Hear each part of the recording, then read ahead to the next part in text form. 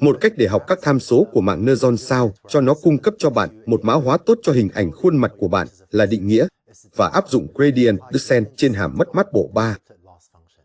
Hãy xem điều đó có nghĩa là gì. Để áp dụng mất mát bộ 3, bạn cần so sánh các cặp hình ảnh. Ví dụ, cho trước hình ảnh này, để học các tham số của mạng neuron, bạn phải xem xét nhiều hình ảnh cùng một lúc. Ví dụ, cho trước cặp hình ảnh này, bạn muốn mã hóa của chúng tương tự nhau vì đây là cùng một người. Trong khi cho trước cặp hình ảnh này, bạn muốn mã hóa của chúng khá khác nhau vì đây là những người khác nhau. Trong thuật ngữ của mất mát bộ 3, những gì bạn sẽ làm là luôn luôn nhìn vào một hình ảnh neo, và sau đó bạn muốn khoảng cách giữa neo và một hình ảnh dương thực sự là một ví dụ dương, có nghĩa là cùng một người là tương tự, trong khi bạn muốn neo khi được ghép cặp hoặc so sánh với một ví dụ âm cho khoảng cách của chúng xa hơn nhiều.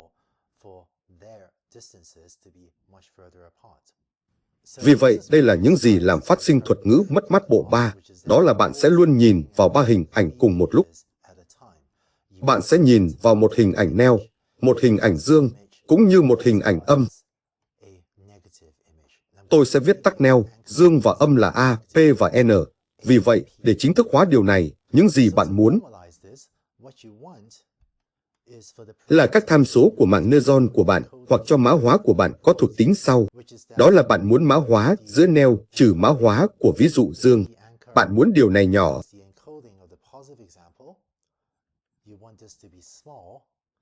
Và cụ thể, bạn muốn điều này nhỏ hơn hoặc bằng khoảng cách hoặc bình phương chuẩn giữa mã hóa của neo và mã hóa của âm.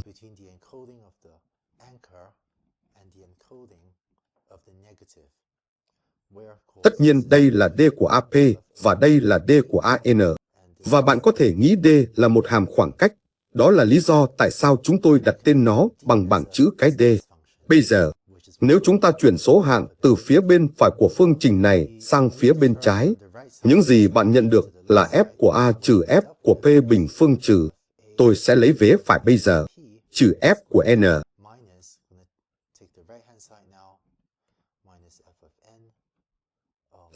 Bình phương, bạn muốn điều này nhỏ hơn hoặc bằng 0. Nhưng bây giờ chúng ta sẽ thực hiện một thay đổi nhỏ cho biểu thức này. Đó là một cách tầm thường để đảm bảo điều này được thỏa mãn là chỉ cần học mọi thứ bằng 0. Nếu F luôn xuất ra 0, thì đây là 0 trừ 0 là 0, đây là 0 trừ 0 là 0. Và như vậy, bằng cách nói F của bất kỳ hình ảnh nào bằng một vector toàn số 0, bạn có thể, bạn biết đấy, gần như thỏa mãn phương trình này một cách tầm thường. Vì vậy, để đảm bảo rằng mạng neuron không chỉ xuất ra số 0 cho tất cả các mã hóa, hoặc để đảm bảo rằng nó không đặt tất cả các mã hóa bằng nhau, phải không? Một cách khác để mạng neuron đưa ra một đầu ra tầm thường là nếu mã hóa cho mọi hình ảnh giống hệt với mã hóa cho mọi hình ảnh khác. Trong trường hợp đó bạn lại nhận được 0, thì 0 trừ 0.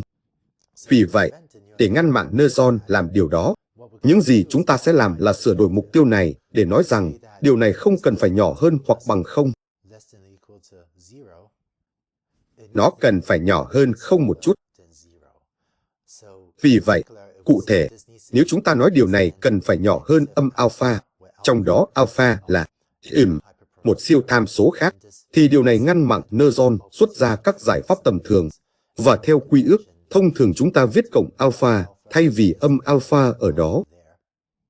Và đây cũng được gọi là lề, đó là thuật ngữ mà bạn sẽ quen thuộc. Nếu bạn cũng đã xem tài liệu về máy vector hỗ trợ, nhưng đừng lo lắng về điều đó nếu bạn chưa xem. Và chúng ta cũng có thể sửa đổi phương trình này ở trên bằng cách thêm tham số lề này. Vì vậy, để đưa ra một ví dụ, giả sử lề được đặt thành 0,2. Nếu trong ví dụ này, D của neo và dương bằng 0,5, thì bạn sẽ không hài lòng nếu D giữa neo và âm chỉ lớn hơn một chút, chẳng hạn 0,51. Phải không? Mặc dù 0,51 lớn hơn 0,5, bạn đang nói rằng điều đó không đủ tốt. Chúng tôi muốn D của A,N lớn hơn nhiều so với D của A,P, và cụ thể, bạn muốn điều này ít nhất là 0,7 hoặc cao hơn. Hoặc cách khác, để đạt được lề này hoặc khoảng cách này ít nhất là 0,2, Bạn có thể đẩy cái này lên hoặc đẩy cái này xuống để có ít nhất khoảng cách này của alpha. Siêu tham số alpha 0,2 giữa khoảng cách giữa neo và dương so với neo và âm. Vì vậy, đó là những gì có một tham số lề ở đây, đó là nó đẩy cặp neo dương và cặp neo âm ra xa nhau hơn. Vì vậy, hãy lấy phương trình này mà chúng ta có ở đây ở dưới cùng, và ở slide tiếp theo, chính thức hóa nó và định nghĩa hàm mất mát bộ 3. Vì vậy, hàm mất mát bộ 3 được định nghĩa trên các bộ 3 hình ảnh.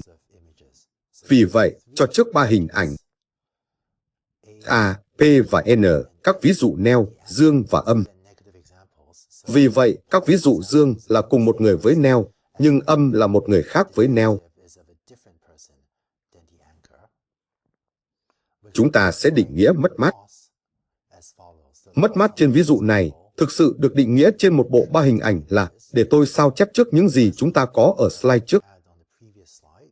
Vì vậy, đó là pha trừ Fp bình phương trừ Fp bình phương.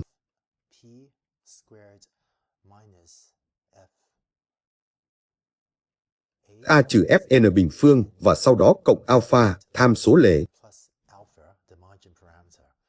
Và những gì bạn muốn là điều này nhỏ hơn hoặc bằng 0. Vì vậy, để định nghĩa hàm mất mát, hãy lấy giá trị lớn nhất giữa cái này và 0. Vì vậy, hiệu ứng của việc lấy giá trị lớn nhất ở đây là miễn là cái này nhỏ hơn 0, thì mất mát là 0 vì giá trị lớn nhất của một cái gì đó nhỏ hơn hoặc bằng 0 với 0 sẽ là 0. Vì vậy, miễn là bạn đạt được mục tiêu làm cho điều này gạch chân màu xanh lá cây, miễn là bạn đã đạt được mục tiêu làm cho điều đó nhỏ hơn hoặc bằng 0, thì mất mát trên ví dụ này bằng 0.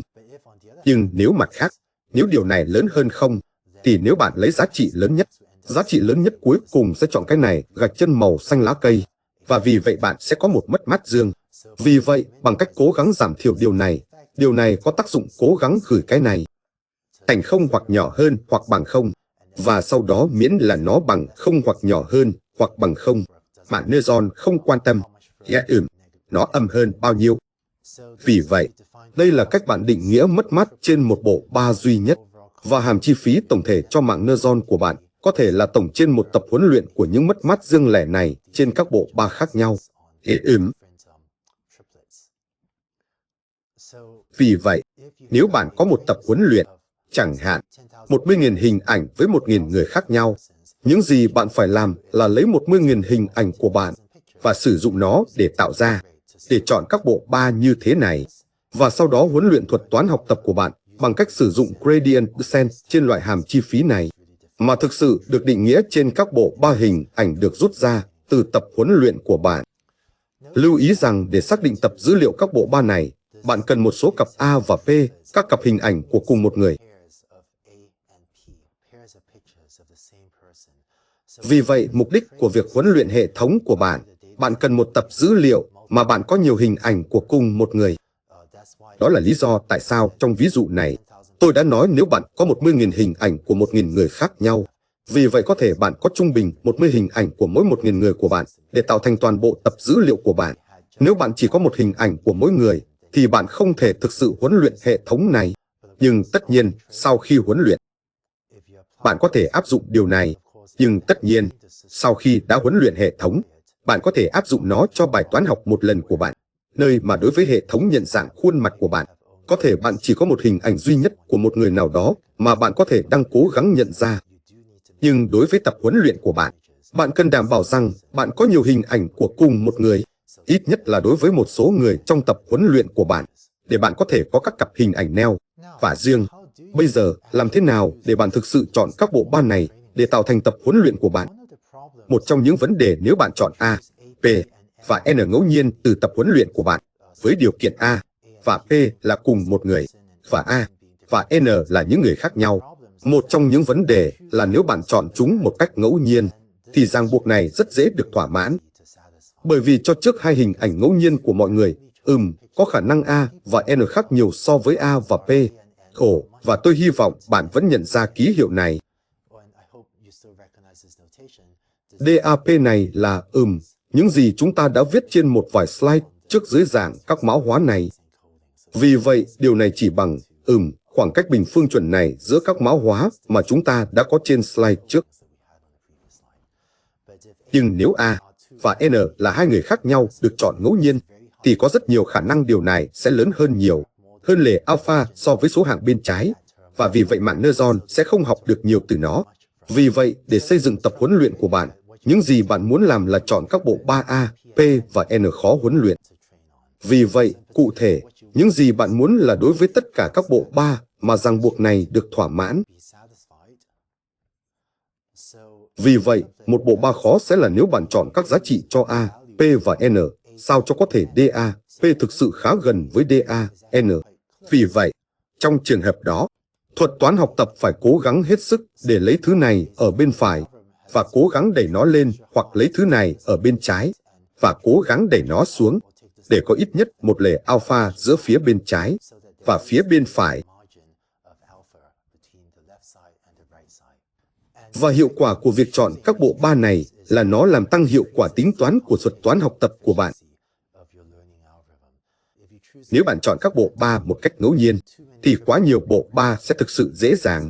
Và vì vậy gradient descent sẽ không làm gì cả vì mạng Neuron của bạn sẽ làm đúng chúng khá nhiều trong mọi thời điểm. Và chỉ bằng cách chọn các bộ 3 khó, quy trình gradient descent mới phải làm một số công việc để cố gắng đẩy các đại lượng này ra xa hơn các đại lượng đó. Và nếu bạn quan tâm, các chi tiết được trình bày trong bài báo này của Florence Schraub, Dmitry Kalinichenko và James Philbin, nơi họ có một hệ thống gọi là FaceNet. Đó là nơi mà rất nhiều ý tưởng tôi đang trình bày trong video này xuất phát. Nhân tiện, đây cũng là một sự thật thú vị về cách hiện các thuật toán thường được đặt tên trong thế giới học sâu. Đó là nếu bạn làm việc trong một lĩnh vực nhất định, hiện hãy để tôi gọi đó là trống. Bạn thường có một hệ thống gọi là mạng trống hoặc trống sâu. Chúng ta đã nói về nhận dạng khuôn mặt. Vì vậy, bài báo này được gọi là FaceNet. Và trong video trước, bạn vừa thấy Deepface. Nhưng ý tưởng về mạng trống hoặc trống sâu này là một cách đặt tên thuật toán rất phổ biến trong thế giới học sâu.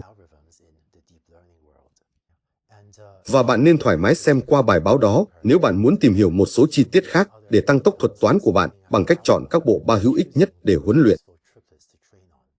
Đó là một bài báo hay. Vì vậy, chỉ để kết thúc, để huấn luyện về mất mát bộ 3, bạn cần lấy tập huấn luyện của mình và ánh xạ nó tới rất nhiều bộ 3. Vì vậy, đây là một bộ 3 với một neo và một dương. Cả hai đều cùng một người và một âm của một người khác. Đây là một cái khác. Trong đó neo và dương là cùng một người, nhưng neo và âm là những người khác nhau, vân vân. Và những gì bạn làm sau khi đã xác định tập huấn luyện các bộ 3 neo, dương và âm này là sử dụng gradient descent để cố gắng giảm thiểu hàm chi phí ghi mà chúng ta đã định nghĩa trên một slide trước đó. Và điều đó sẽ có tác dụng lan truyền ngược đến tất cả các tham số của mạng Neuron để học một mã hóa sao cho D của hai hình ảnh sẽ nhỏ khi hai hình ảnh này là của cùng một người. Và chúng sẽ lớn khi đây là hai hình ảnh của những người khác nhau.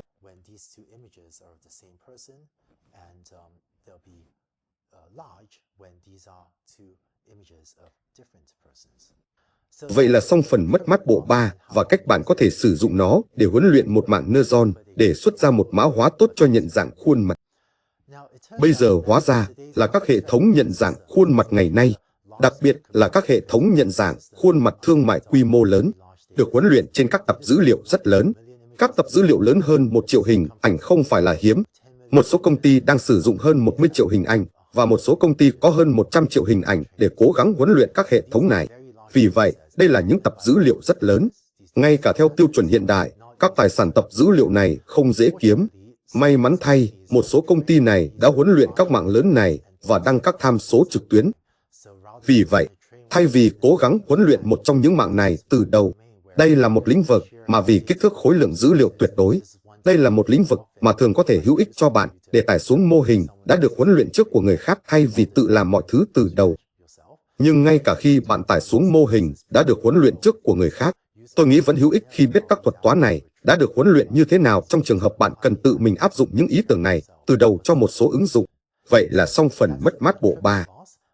Trong video tiếp theo, tôi cũng muốn cho bạn thấy một số biến thể khác trên mạng Siamese và cách huấn luyện các hệ thống này.